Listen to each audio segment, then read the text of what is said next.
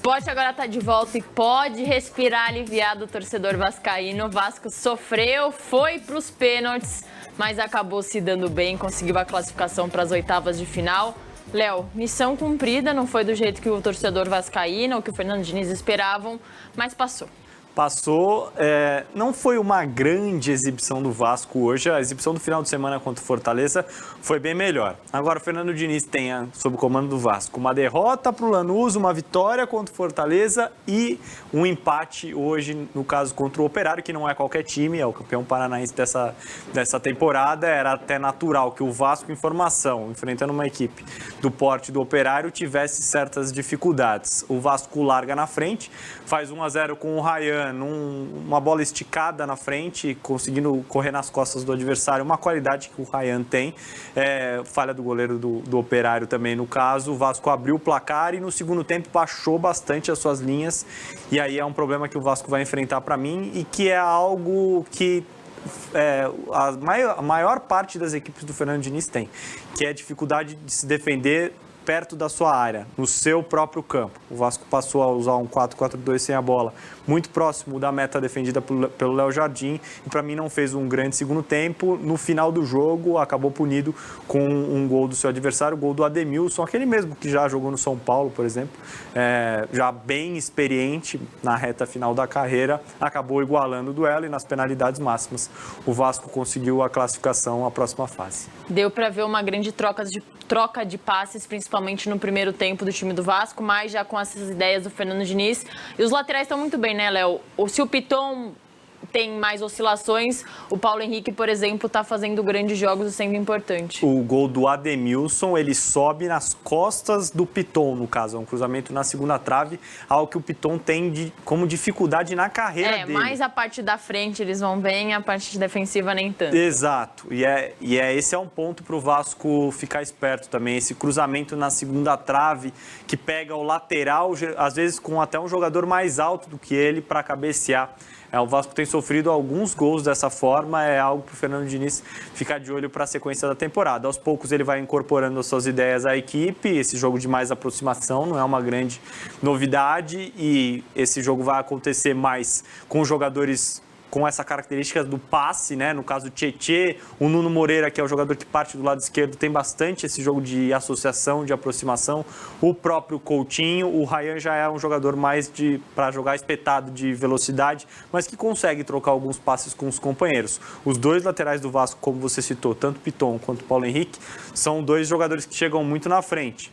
O Paulo Henrique é um lateral de muita explosão, o Piton com um bom cruzamento para a área, né, que geralmente busca o Verratti.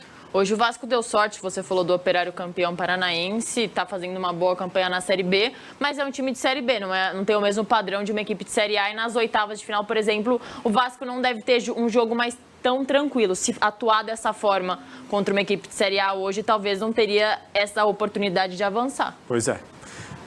Deixou muito espaço, Léo. No fim do primeiro tempo, o Operário teve 2 bolas claras de gol, obviamente não acabou fazendo, mas deixou muitos espaços. A segunda, uma grande defesa do Léo Jardim, inclusive, né? O goleiro do Vasco é o grande destaque, além do Verratti, claro, do time na temporada. O Léo Jardim, para mim, é um goleiro muito seguro. O Vasco tem um ótimo arqueiro defendendo a sua meta, mas realmente o Vasco ainda concede muitos espaços e isso só virá, essa segurança defensiva, se ela vier com a sequência de trabalho do Fernando Diniz.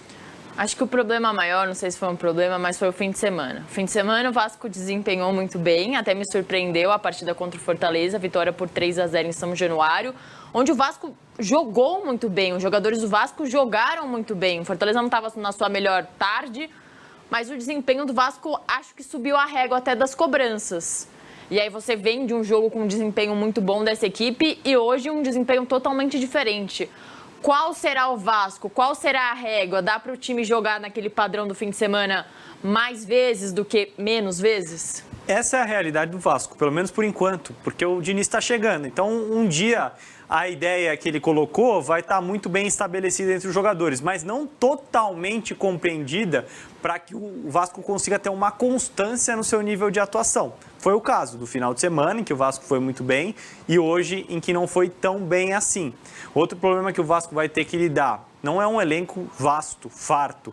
Então, não dá para o Vasco ficar trocando muitas peças e o Diniz ficar trocando muita gente. Com isso, com a sequência de jogos, você tem esses jogadores principais, e aí falo de Verratti, falo de Coutinho, falo do próprio Nuno Moreira, o Hugo Moura, que é o cabeça de área, e alguns outros atletas. O Léo Jardim é goleiro, aí não coloco nesse mesmo balaio, mas alguns jogadores, o Paulo Henrique, o Piton, os dois laterais titulares, jogadores mais com a parte física não no estado pleno, não 100% fisicamente. Isso pode pesar no segundo tempo dos jogos. A gente viu hoje um Vasco muito mal na reta final do jogo, acho que defendeu mais próximo do seu gol também por uma questão física, não só de uma escolha tática do Fernando Diniz, por conta da vantagem que o Vasco tinha no placar e que com 1-0 o Vasco estaria classificado de forma direta à próxima fase da Copa do Brasil, mas também como uma escolha física. O Vasco não conseguia contra-atacar.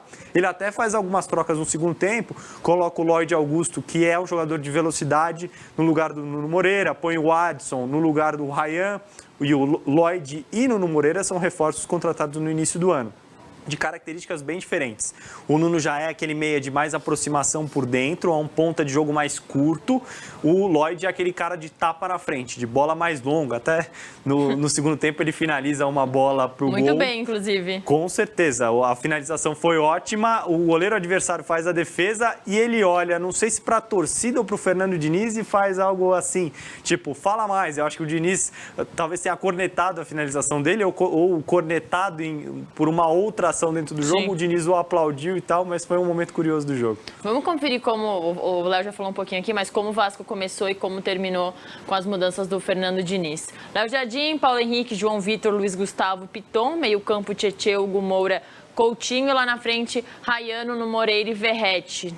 Ele troca pouco, né, Léo? Coloca o Matheus Carvalho no meio campo com o Adson e o Lloyd Augusto, que tem esse episódio que você falou. O Adson, difícil também, tem se lesionado bastante, acho que era um jogador que o Vasco contava mais, é um jogador jovem, rápido, talvez seja importante para essa sequência do Fernando Diniz, e tem que pensar que o Coutinho também não joga no fim de semana por indisciplina do Coutinho, caiu na laia do Marinho. Caiu na pilha do Marinho, né, no final de semana, acabou expulso, né, então um empurrão na cara do Marinho. O Adson é um jogador que a questão é se ele vai estar saudável por um bom período de tempo para o Vasco, né? O início de ano dele foi muito complicado. O Lloyd, como eu falei aqui, chegou no decorrer da temporada, e a entrada do Matheus Carvalho era para dar uma consistência maior nesse meio campo. Hugo Moura, Tietê e Matheus Carvalho, o Vasco passou a trabalhar com 3 volantes na reta final do jogo para sustentar essa vantagem, o que o Vasco não conseguiu fazer. Importantíssimo o desempenho do Vasco. A gente está vendo agora as imagens e a gente vai ver os gols daqui a pouco. E até no segundo tempo, como você falou da bola do Lloyd, teve mais um chute de fora da área, mas o Vasco se contentou com isso. Tem a questão física, como você falou, mas essas bolas fora da área foram bastante. Era para um jogo pro Vasco amassar.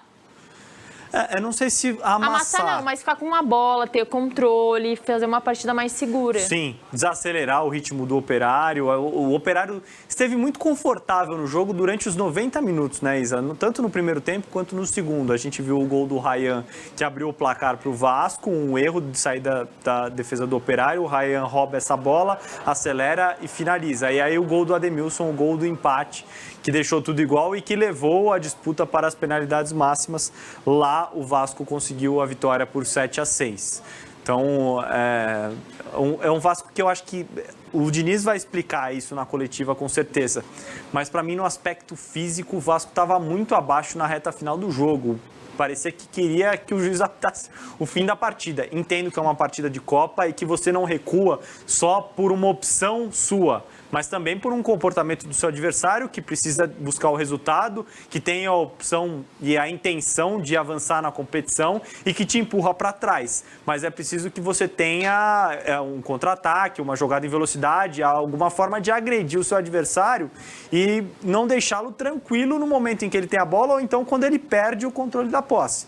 Então, nesse caso, eu acho que o Vasco precisa melhorar também. É mais um ponto que o Fernando Diniz precisa acertar no Vasco da Gama. Como conectar esses contra-ataques, como ter um jogo de velocidade que não seja só com os seus laterais. Porque com a postura que o Vasco teve no segundo tempo e com a ideia que tinha de baixar mais as suas linhas, fica difícil que os laterais sejam esse escape para o Vasco. Até porque se esse lateral for o escape, ele vai chegar na frente e quando o Vasco perder a bola, ele não vai estar posicionado para defender. Então é importante que os pontas tenham essa qualidade para tirar o Vasco de trás, não só no pivô do Verratti, não só com o Verratti segurando a bola, esperando o time sair, sofrendo uma falta, enfim, para o Vasco sair num jogo mais cadenciado.